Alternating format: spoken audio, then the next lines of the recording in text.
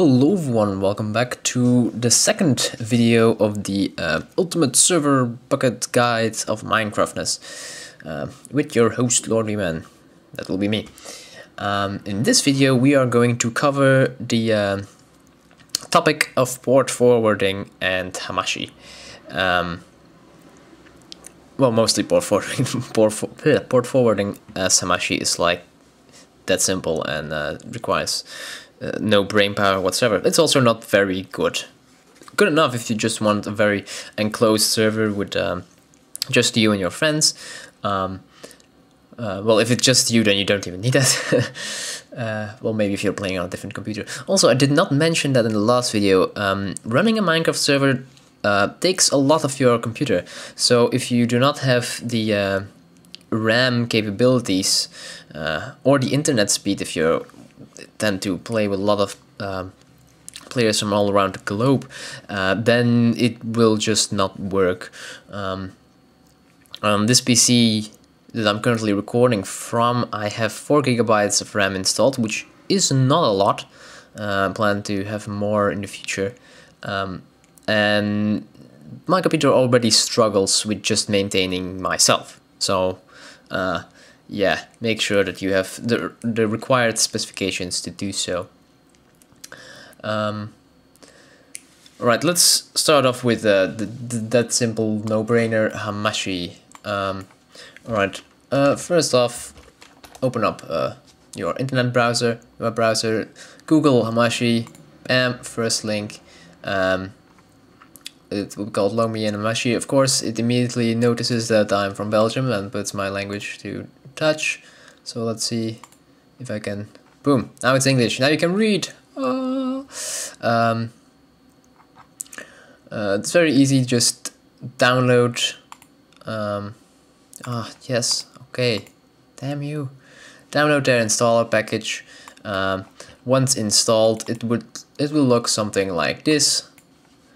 You turn it on, you make a new network, you hand out the address or username and password to your friends, and then eventually people will have to log in using this IP address, 5.142. Not, but it would look something like 5. Everything else is instanced to myself now. It's my personal Hamachi IP, which means not a lot. I don't really use Hamachi anymore, so yeah. Anyway, once you've done so, boot up your server and see if it works. It normally should work. This what Hamachi does is it creates a virtual network, a virtual LAN. So it does not want anything from the internet that is not in your own virtual little network, which is really useful for, say, maybe small businesses or if you just want to play with your friends. This also works for different games. It doesn't have to be Minecraft, so it's still a very useful tool. But I think now they put a limit on 5 or 8 people or something. I think it was only 5 people that can be in one network at the same time with the free version. So don't expect to run a massive server on Hamachi. No, that will not work, guys. Now for the real part, the tricky part, port forwarding. Why is this tricky? Well, it is quite personalized to your own situation. That's why most people find it difficult, and it will most likely even be the most difficult part of the entire setup. That's the port forwarding. I myself have never done it so before. I tried it out now to make sure that everything works, of course. Not going to jump in blindly.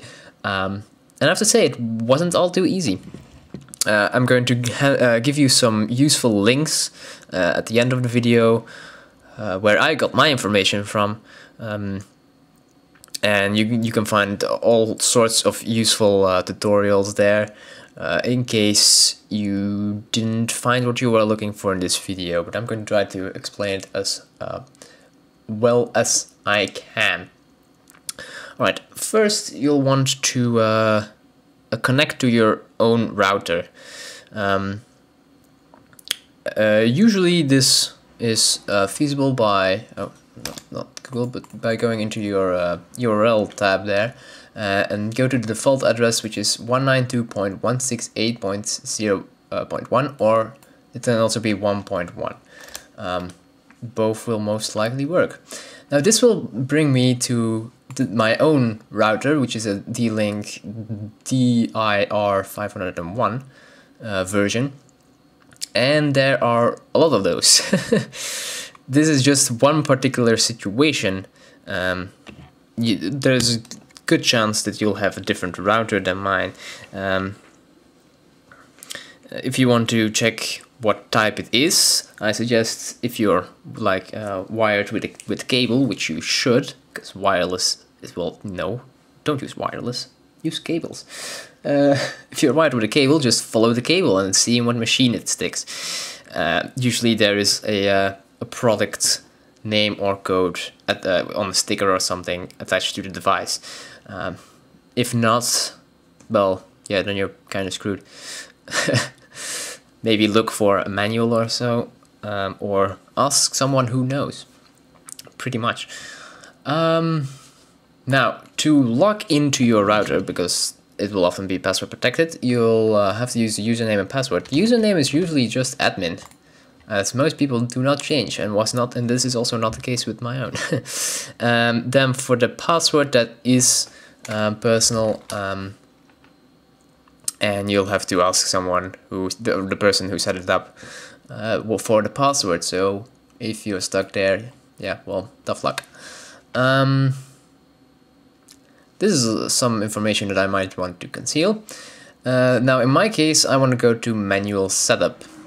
Yeah, this video is going to contain a whole lot of my personal information that I do not particularly want to send into the unknown. So I'm going to have to do a lot of editing on this video. Now in my case, this is going to be most likely different for you, but I'm going to give you a very nice site where they explain it for pretty much every possible router that is in existence, so you'll have a good time doing so. In my case, it is go to advanced, and it will immediately bring me up to port forwarding, the advanced port forwarding rules. All ports are usually, you'll find the word rules returning quite often. Now at the top, I'll be able to set my port that I want to port forward. As public port, you pick the number 25565, as is the default port used by Minecraft. So use that. Don't try any weird stuff to try to like bind Minecraft to a different port and force it out that way. Just use the default, as other players will also expect you to do. Traffic type can be put to any, that doesn't really matter. Name also doesn't matter, I just chose Minecraft for simplicity's sake. And then the IP address, that is nicely concealed.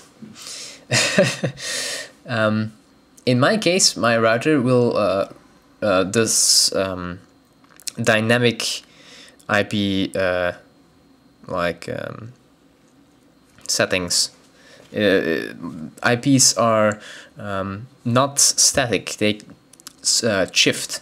A router, if it so happens to be better for him, he will assign a different IP to a machine every time. So you'll want to make sure that that IP, that your computer is using the same IP over and over again, so that the router knows which port to which IP needs to be opened, and that your friends know to which IP to connect. If it is not static, then yeah, the moment the IP changes, they won't be able to connect anymore. So you want to make that static. Now, how do you do that? First off, you go to your control panel. That's control panel. Let's start from the beginning. Go to network and internet. Yeah, network and sharing center, that's nice. And then change adapter settings, or click on the connection immediately. I think that this is even faster, so click on connection, local area connection, and that will bring up, well, local area if you're like connected with a cable. Might also be Wi-Fi if you're wireless. or Wi-Fi. It's actually fidelity, so maybe I should say Wi-Fi. Whatever, Wi-Fi king's cooler. Anyway, we're connected to the internet. That's nice. Now let's get to work on our IP address. So open up the properties, fill out the password if so needed, and then go to Internet Protocol version 4, TCP/IP version 4. Click on Properties, and that will bring up this tab. Now you want to use a specific IP address, specific subnet mask, a specific default gateway, and specific preferred DNS server. DNS server stands for Dynamic Name Server. That will that's the server that is going to turn Google into its corresponding IP and such. Now, how to get your IP, because I can understand that you do not know that by heart. To do so, you have to open up your command prompt. So just type in CMD in the start screening thingy, the task manager, no, not the task manager, the task bar, yeah, there we go, and fill in the command ipconfig/all. That will bring up a whole bunch of data. Now you're interested in the Ethernet adapter local area connection. Again, this is local area connection if you're attached with a cable, otherwise it will most likely be a wireless connection. Now there are several numbers that you want to get. This is the IP version 4 address, the subnet mask, the default gateway, and DNS servers. Write those numbers down somewhere, or keep the window open and copy them over to your properties screen, properties window. Then click OK, and we're pretty much done. It is possible that your internet provider will might not like that and block it off. Then either you need to call them, say what's up, and they might unblock it, or if you filled in something wrong, this usually happens with the DNS servers part, then you might want to keep that open again, make sure that it uses its dynamic version, so the one that he defines himself. So we're done with the command prompt for now. Actually, we are completely. So that has set up your IP address. It's now static. So nice. Don't have to come here again. Not yet, at least. So let's leave that open. Now the IP address that you just filled in, you want to also fill in here in the IP address little text box. Then all the way at the bottom, you can save settings. When you click Save Settings, it will ask for a router reboot. Just click OK, reboot now. If you're not doing anything like a specific download, it can't be interrupted. Otherwise, I might suggest waiting with that. Your router will reboot. You won't have internet access for around 40 seconds. That's the default time, and then your internet will be back, and your internet will be back, and your router will be specified with this new port forwarding rule set, with the new port open.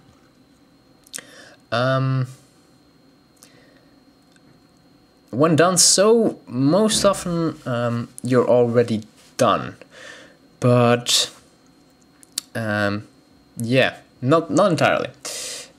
Your firewall might also be blocking your port, in which case you have to specify your firewall to open that port again. So we're back in our control panel. Now we go to Windows Firewall, bring up a screen something like this, and then we are going to go to Advanced Settings, I think. Let's take a look, make sure that this is actually the right screen that we're going to. Show me, yes, Advanced Settings. Okay, I already had that open. Nice. Now that I know that that was the right one. So go to Advanced Settings in the firewall, and it will bring up a whole bunch of rules, inbound and outbound.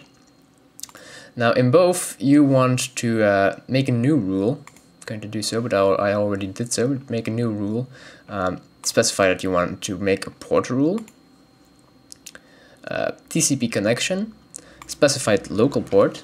It's 25565. That's the Minecraft one. Next, allow connection. Next, profile. Just take anything. Name it something. I usually name them like port, so you know what port it is bound to. You might also want to name it Minecraft or something. That does not matter much.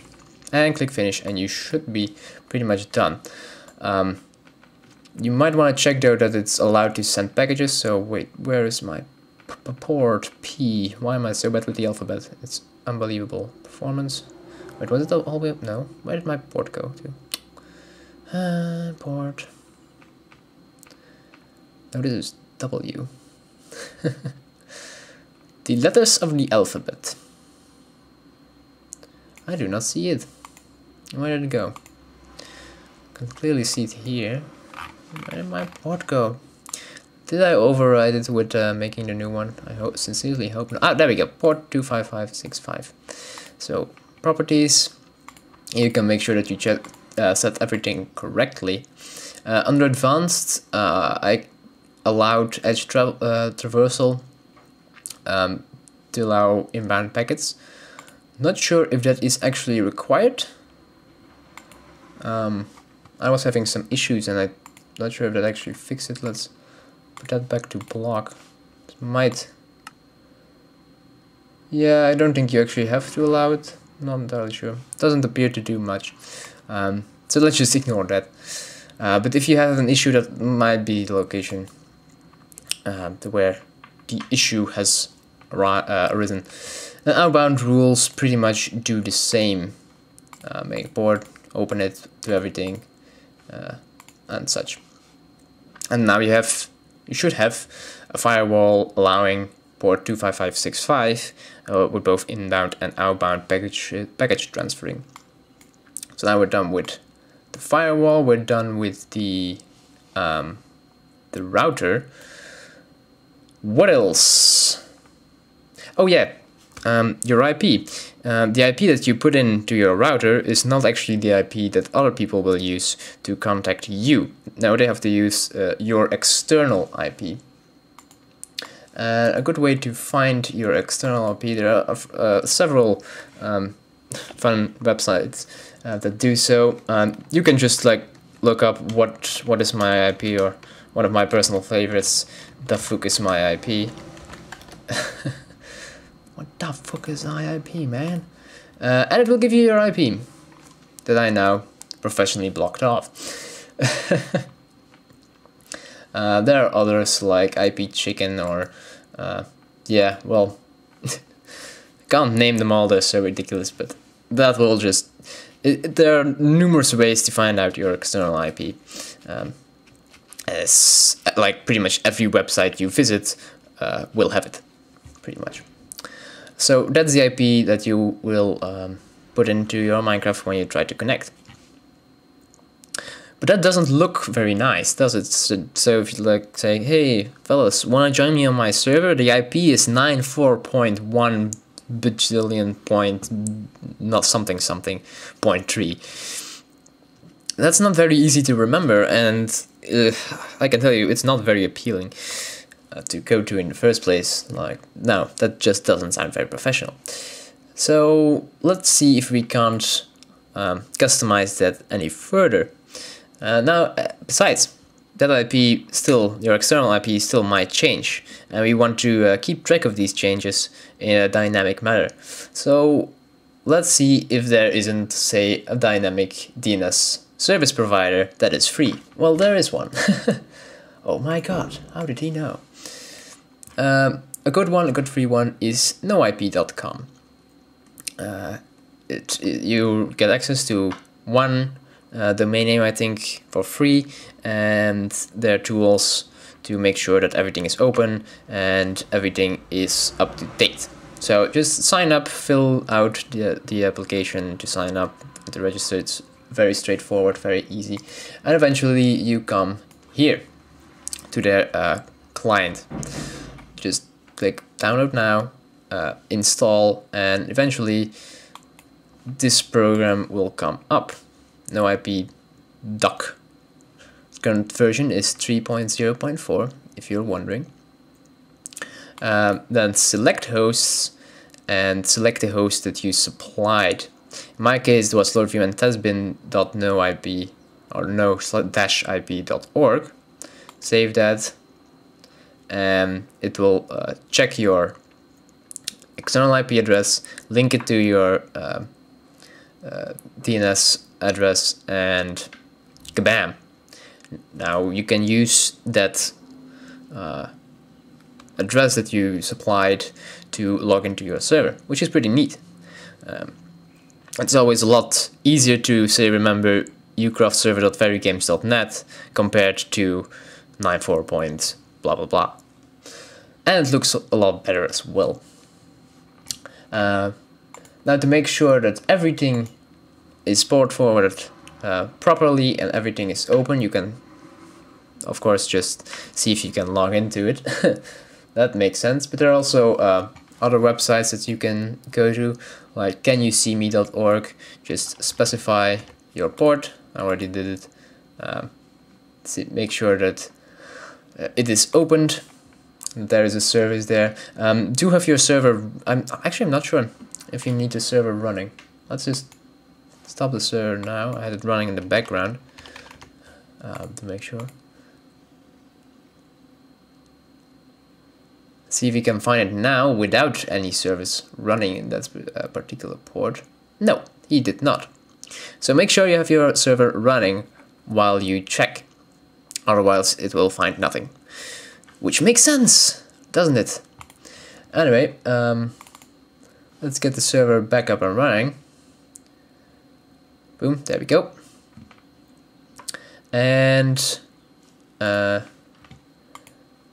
obviously I already have it all opened. Let's refresh. Boom, boom, boom. And damn you, YouCraft. Why so long ping? Why so low? I don't know. In any case, these are the three situations that we have open. This is just the one that we used in the first video to see if the server was actually like alive, connect to our own server. That was 0.0.0.0. And now we have two new that we can use, either with the external IP, which will bring us also to the Bukkit tutorial, or with the new IP that we got from noip.com. Now let's join. Downloading. Kaflam. Yep, this looks like the previous video. It all looks very fine and dandy. How nice, how nice. So that about covers it, I think. Yeah. Do post in the comments what you think of this series. I like to know, like to improve about it. I think the explanation of today went fairly well. Maybe a tad bit too many I started to annoy myself with them, but it's a very complicated thing to explain. I hope you understand that. There's another one. Yeah. The moment you're done with the port forwarding, I can assure you you will be happy. And it might take a while, so be patient. It is by far the most tricky part of the entire setup. Now we're pretty much done with the setup. I'll hand out some tips for today's videos, and those will be the useful websites that I came across to help me to port forward everything. The main website is portforward.com. There you can just pretty much choose any router brand in existence in the universe. My case was D-Link. Then choose your model type. There are a lot. My case it was a DIR 5 series. There's only 515 available here, but that will have to do. Click search. Go to the M of Minecraft server, and that will pretty much give you for external IP. Why does my IP have to pop up everywhere in this video? It's going to be a pain to have to cover them all up. Oh well. This will pretty much give you the same tutorial that I gave you. So yeah. Make sure you enter your static IP address there, otherwise this will be empty. And that's about it. Any other nice websites? Well, you can of course always check out the Bukkit's own tutorial about port forwarding, as it is also fairly useful. If I can find it. Bukkit port Minecraft, no. No, apparently not. Okay, never mind. You might get across it someday. Setting up server or something like that. No, how difficult can it be to find now? Come on. Tutorials on the wiki. Setting up server. Oh wait, this looks like, yeah, there we go. It's on the wiki page. Not the Bukkit one, but it's about Bukkit, so meh. There's a port forwarding section about it. It covers Windows, Mac, and Linux. In a way, it's fairly compact, the tutorial, but it hands out some useful websites like NoIP, Dynamic DNS, and IP Chicken, which is hilarious. Maybe not as hilarious as Duffbook is my IP, but still. This also does not cover. Oh yeah, I'm also portforward.com. This does not cover firewalls though, and I think portforward.com was lacking that as well. It might not be necessary in your case, but it definitely was in mine, so make sure to keep that in mind. Now that's about it for today. I've already been going on for ages now. Thank you for watching, and I hope you'll get those ports opened up. See you later.